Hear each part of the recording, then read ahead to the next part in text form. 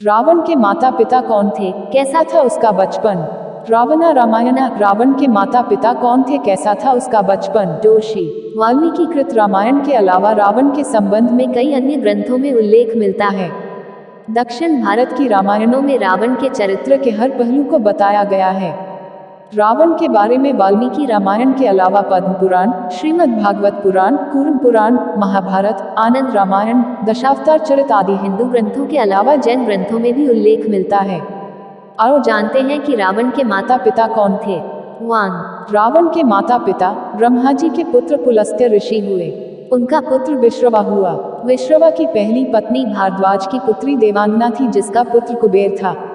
विश्रवा की दूसरी पत्नी दैत्यराज सुमाली की पुत्री कैशी थी, जिसकी संतानें रावण, कुंभकर्ण, विभीषण और शूर्पणखा थीं। खर, दूषण, कुंभिनी, अहिरावण और कुबेर रावण के सगे भाई बहन नहीं थे। 2. रावण का जन्म। वाल्मीकि द्वारा लिखित रामायण महाकाव्य, पद्म पुराण तथा श्रीमद् भागवत पुराण के अनुसार हिरण्याक्ष एवं हिरण्यकशिपु दूसरे जन्म में रावण और कुंभकर्ण के रूप में पैदा हुए। कैशी ने अशुभ समय में गर्भ धारण किया। इसी कारण से उसके गर्भ से रावण तथा कुंभकर्ण जैसे क्रूर स्वभाव वाले भयंकर राक्षस उत्पन्न हुए।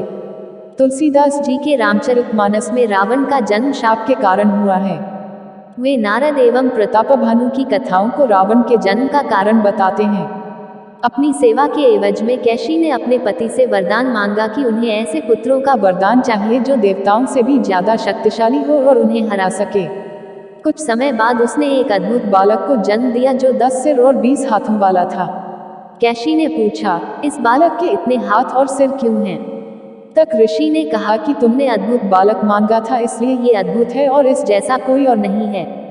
11वें दिन उस बालक का नामकरण संस्कार हुआ और उसका नाम रावण रखा गया।